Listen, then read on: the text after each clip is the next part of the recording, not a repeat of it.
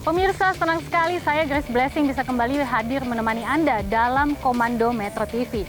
Dan pemirsa, saat ini saya sedang berada di Piabung Padang Cermin, Pesawaran, Lampung. Saya berada di markas Brigade Infanteri 4 Marinir BS di Lampung. Namun bukan tanpa sebab Brigif 4 ini dibentuk. Rantai komando yang langsung dari Komandan Korps Marinir memposisikan Brigif ini memiliki nilai strategis yang sangat penting. Lalu seperti apakah tugas pokok dan sepak terjang Brigif 4 BS di Lampung ini? Berikut informasinya untuk Anda. Dari sekian jumlah kesatuan yang berada di jajaran Korps Marinir TNI Angkatan Laut, terdapat Brigade Infanteri 4 Marinir berdiri sendiri atau lazim disebut Brigadif 4 Marinir BS yang berlokasi di Piabung, Kabupaten Pesawaran, Lampung. Brigade Infanteri 4 Marinir BS membawahi 4 batalion dengan 2 batalion infanteri yaitu Yonif 7 Raja Wali dan Yonif 9 Beruang Hitam yang berada di Pesawaran, Lampung. Sedang Yonif 8 Harimau Putih bermarkas di Langkat, Sumatera Utara, serta Yonif 10 berbasis di Batam, Kepulauan Riau. Meski setingkat brigade, Brigade Infanteri 4 Marinir BS ini memiliki keistimewaan. Mereka berbeda dengan satuan tempur militer yang lain. Rantai komando langsung dari Komandan Korps Marinir. Meski berada di Lampung, lingkup wilayah operasinya membentang hingga ke berbagai provinsi lain. Dari Lampung hingga Aceh, di bawah kendali Brigadif 4 BS. Bahkan satuan kompi marinir di Pulau Natuna dan beberapa peleton di wilayah terluar, terutama di wilayah perairan, masih dalam kendali Brigadif yang berjuluk Harimau Sumatera.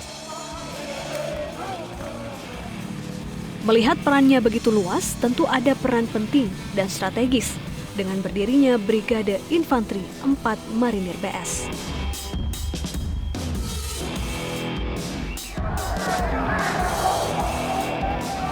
Brigade Infanteri 4 Marinir BS bertugas membina kekuatan, kemampuan, dan keterampilan serta kesiapan operasional satuan Brigade Infanteri 4 Marinir BS sebagai satuan pendarat amfibi TNI Angkatan Laut setingkat batalion tim pendarat dalam rangka proyeksi kekuatan ke darat lewat laut, operasi pertahanan pantai di pulau-pulau strategis, serta operasi tempur lainnya sesuai dengan kebijakan Komandan Korps Marinir. Brigade Infanteri 4 Marinir BS ini memang mempunyai suatu keunikan tersendiri. Yang pertama, pada Brigade Infanteri pada umumnya itu hanya mempunyai 3 batalion infanteri. Sementara untuk Brigade 4 ini mempunyai 4 batalion infanteri. Kemudian Brigade Infanteri 4 Marinir BS ini juga diperkuat dengan unsur-unsur dari kavaleri yang tidak dipunyai oleh Brigade Infanteri lainnya. Kemudian juga Brigade Infanteri 4 Marinir BS ini diperkuat dengan unsur-unsur dari Pasusla, yaitu dari Batalion Intai Amfibi Marinir.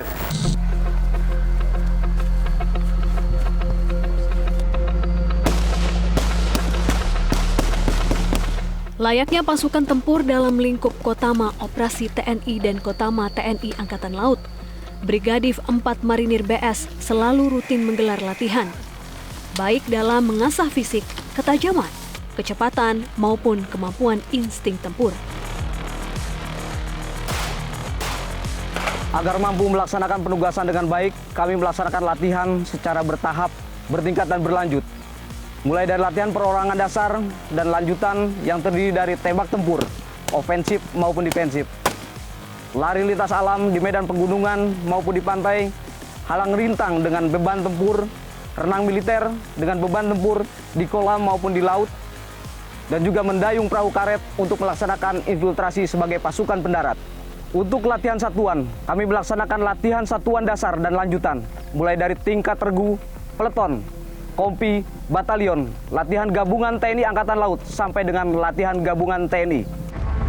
Menurut dari unsur pelopor, masuk ke PK, laksanakan perekan. Laksanakan. Dan yang menarik, adalah simulasi tempur khas marinir yang dilakukan Batalion Infanteri 7 Marinir Raja Wali, yaitu simulasi raid amfibi berupa penyerbuan pada sebuah lokasi yang dijadikan sasaran operasi.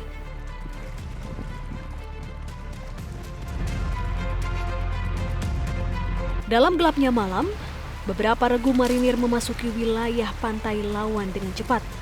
Diawali dengan 2 prajurit perintis melakukan infiltrasi dalam memastikan lokasi pendaratan di pantai yang akan dimasuki aman dan terkendali. Setelah semua selesai dengan rencana, lalu mereka membentuk formasi tempur. Dengan sigap, pasukan kecil ini menuju sasaran. Setelah melokalisir sasaran, pasukan marinir dengan cepat menyerbu sasaran. Kontak senjata pun tak terelakkan. Dan dalam waktu singkat, para penyandera dijinakkan. Sandera yang mereka tawan berhasil diselamatkan prajurit petarung marinir. Patroli tempur adalah salah satu bentuk latihan satuan lanjutan dalam rangka mengasah naluri dan keterampilan bertempur untuk mencari, menemukan, dan menghancurkan musuh. Raid amfibi adalah salah satu taktik operasi yang dilaksanakan dengan cepat dan memproyeksikan kekuatan dari laut ke darat, dan disertai dengan pengunduran yang terencana.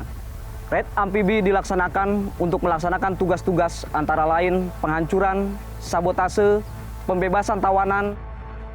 Kemampuan melaksanakan raid amfibi merupakan kemampuan khusus yang dimiliki oleh pasukan pendarat Korps Marinir. Oleh karenanya, diperlukan personil-personil yang dilatih secara khusus, yang dilengkapi dengan peralatan-peralatan khusus.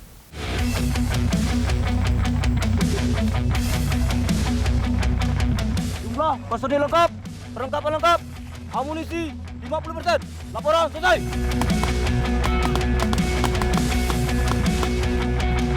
Itulah sekelumit bagaimana kehandalan personel prajurit Batalion 7 Marinir Raja Wali dalam mengemban tugasnya sebagai pasukan komando yang dihandalkan. Sesuai dengan motonya, yaitu Anggaraksa Jaladi Berani, pengawal samudra yang pemberani. Bangga namun juga sangar dalam melihat penampilan Brigif 4 Marinir BS ini. Tugas penting dan perintah komando yang mereka jalankan mengindikasikan bagaimana mereka sangat penting bagi Korps Marinir dalam menjaga wilayah gugus pantai dan juga pulau terluar Indonesia bagian barat. Nah pemirsa, kami akan masih meneruskan bagaimana kiprah Korps Marinir. Sesaat lagi tetap di Komando.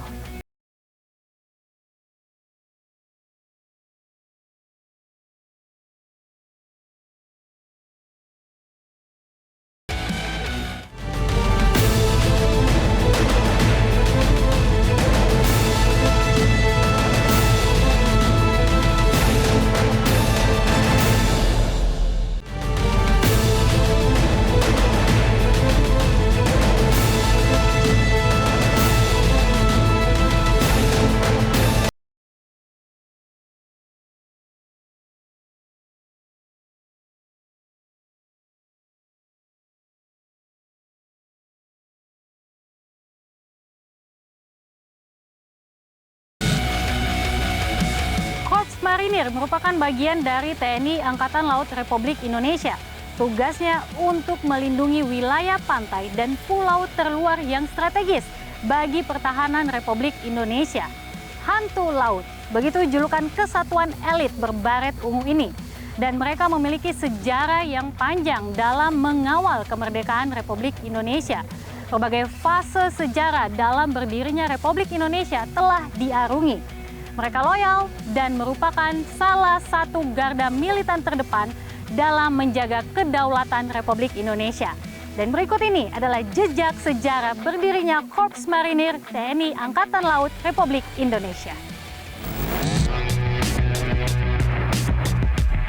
Dalam struktur organisasi TNI, Korps Marinir TNI Angkatan Laut sejajar dengan kesatuan elit komando lain seperti Kostrad, Kopassus, serta Kolin Lamil.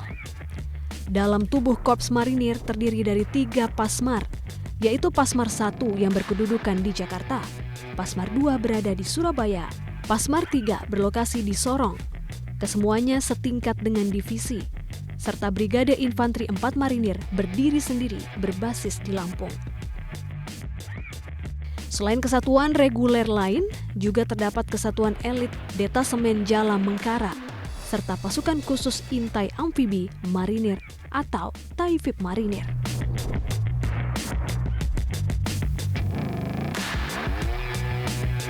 Korps Marinir TNI Angkatan Laut adalah salah satu komando utama operasi atau Kotamaop TNI di bawah kendali langsung Panglima TNI.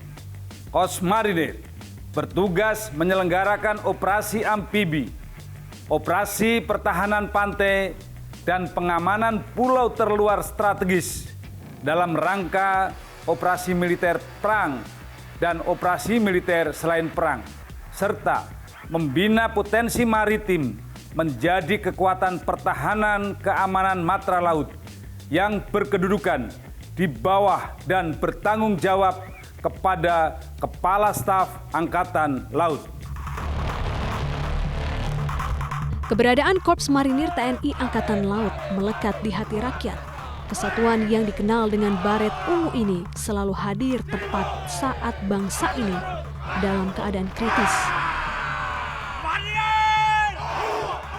Contoh nyata bagaimana pasukan marinir meredam emosi massa saat gelombang krisis ekonomi melanda negeri pada Mei 1998. Dengan pendekatan persuasif dan simpatik, Kesatuan Marinir berhasil menyelamatkan Jakarta dari amuk massa. Nama harum juga melekat pada Korps Marinir saat menjadi bagian dari keberhasilan Satgas Merah Putih dalam operasi pembebasan kapal MV Sinar Kudus dari perompak di perairan Somalia.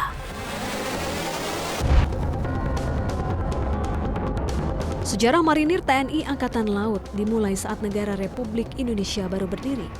Spirit ingin merdeka dari belenggu penjajahan mendorong para pemuda yang tergabung dalam para pejuang Angkatan Laut membentuk satuan-satuan militer. Di antaranya adalah Pangkalan 4 Alri di Tegal pada tanggal 15 November 1945. Dan di dalamnya tercantum Korps Marinir. Dari situlah ditetapkan hari jadi Korps Marinir TNI Angkatan Laut. Kemudian berdasarkan SK Menteri Pertahanan pertanggal 9 Oktober 1948, Korps Marinir berganti nama menjadi Korps Komando Angkatan Laut atau terkenal dengan sebutan KKO. Pada fase itulah, perjalanan sejarah kesatuan ini mempertahankan NKRI dari rongrongan, baik dalam negeri maupun luar negeri, begitu berwarna.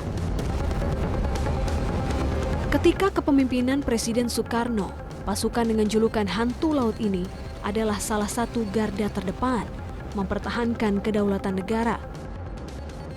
Berbagai operasi militer mereka lakukan, dari menumpas pemberontakan PRRI Permesta, operasi Trikora dalam pembebasan Irian Barat, hingga operasi Dwi Kora yang melahirkan prajurit gagah berani Usman dan Harun dalam melakukan infiltrasi dan sabotase sebagai bagian dari perintah operasi negara. Tak heran bila Presiden pertama Republik Indonesia Soekarno menganugerahkan Panji Unggul Jaya sebagai bentuk penghargaan atas pengabdian dan pengorbanan tiada batas dalam menjalankan tugas negara. Pada tahun 1975, terjadilah suatu peristiwa yang penting bagi keberadaan Korps, di mana nama Korps Komando Angkatan Laut dikembalikan lagi menjadi Korps Marinir sesuai dengan sejarah lahirnya Korps sejak tahun 1945. Hal ini berdasarkan surat keputusan Kasal nomor SKEP 1831/11/1975 tanggal 14 November 1975. Dari Korps Marinir, tak sedikit tokoh-tokoh militer sangat berjasa dalam mempertahankan dan membangun negara ini.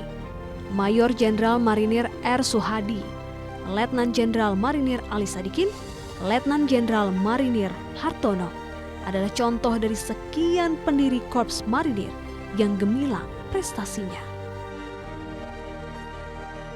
Menjelang hari jadi Korps Marinir ke-75 tahun, pada tanggal 15 November nanti, Korps Marinir tetap akan menjadi benteng tangguh pengawal NKRI. Jadi, sekali marinir, tetap marinir.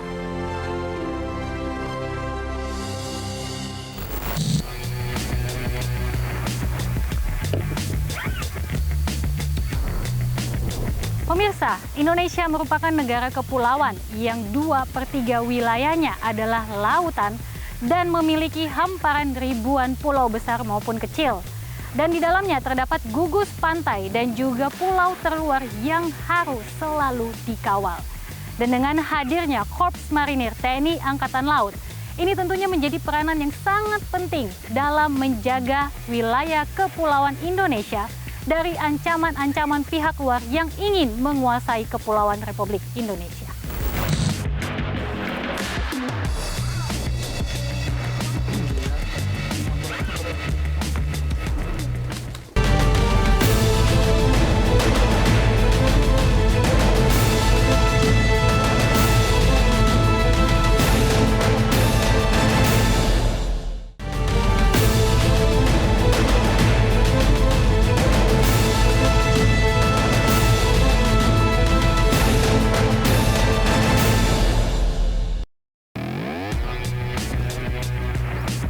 Pemirsa, saat ini saya sedang berada di Pulau Tegal di Kecamatan Teluk Pandan, Pesawaran, Lampung.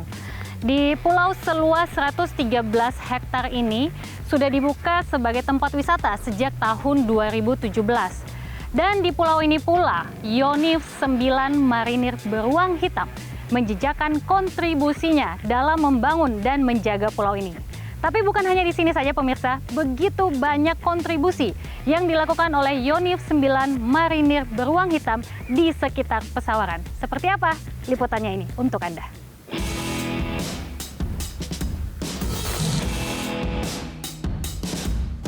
Selain Yonif 7 Marinir Raja Wali, Brigade Infanteri 4 Marinir BS juga memiliki Yonif 9 Marinir Beruang Hitam.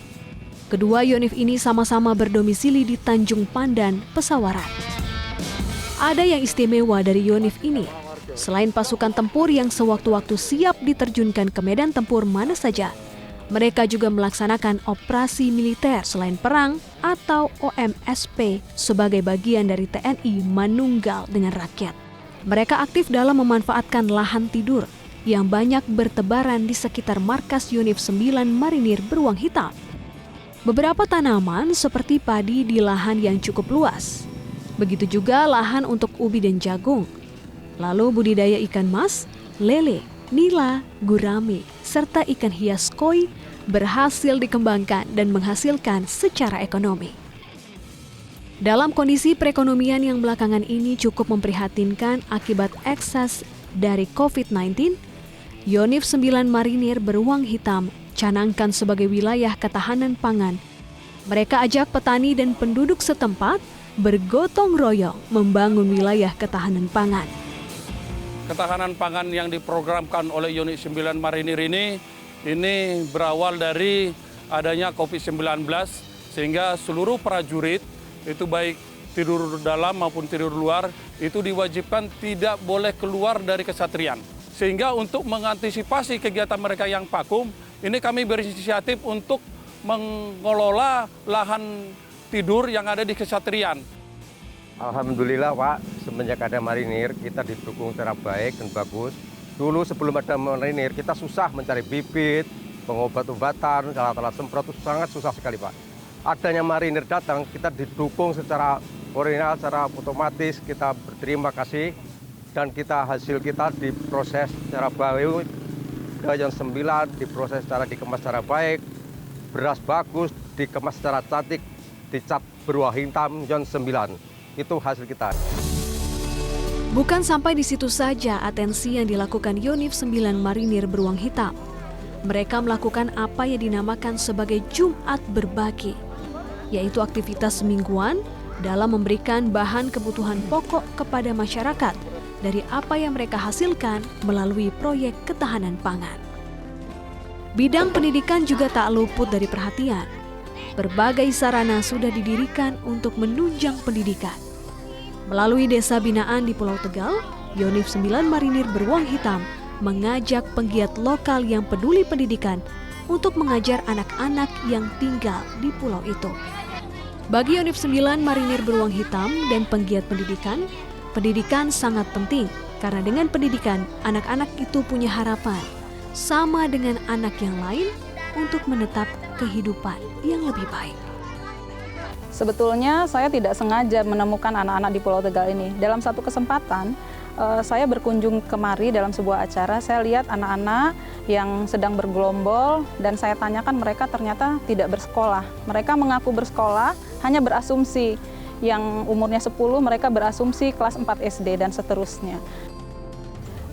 Saya di sini sebagai guru honorer, berawal dari sukarelawan. Saya di sini sudah kurang lebih 4 tahun yang lalu. Jadi saya mengajar di sini merasa prihatin melihat anak-anak di sini tidak ada yang bersekolah secara formal. Dan akhirnya saya ke sini memutuskan untuk mengajar di sini, memberikan pelayanan kepada mereka. Di bidang kesehatan, sebagai upaya mencegah perluasan pandemi COVID-19 dan juga melaksanakan perintah Komandan Korps Marinir pada semua jajarannya di seluruh Indonesia, Brigadir 4 Marinir melaksanakan rapid test dan berlaku bagi seluruh kesatuannya. Brigade Infanteri 4 Marinir sedang melaksanakan kegiatan rapid test. Sebenarnya kegiatan rapid test ini bukan hanya dilakukan oleh prajurit Brigade 4, tapi dilaksanakan oleh seluruh prajurit marinir di Indonesia ini, Pak. Jadi dilaksanakan secara serentak pada hari ini. Korps Marinir merupakan bagian dari TNI Angkatan Laut yang bukan saja garang dalam menjaga wilayah Republik Indonesia, tapi juga ternyata mereka memiliki kepedulian yang tinggi terhadap masyarakat yang tinggal di sekitar markas Brigif 4 Marinir BS ini. Dan semoga kedepannya semakin jaya, semakin manunggal, dan dicintai oleh rakyat. Jalesu Bumianca Jaya Mahe, di laut, di darat, semakin jaya. Saya Grace Blessing pamit, salam komando.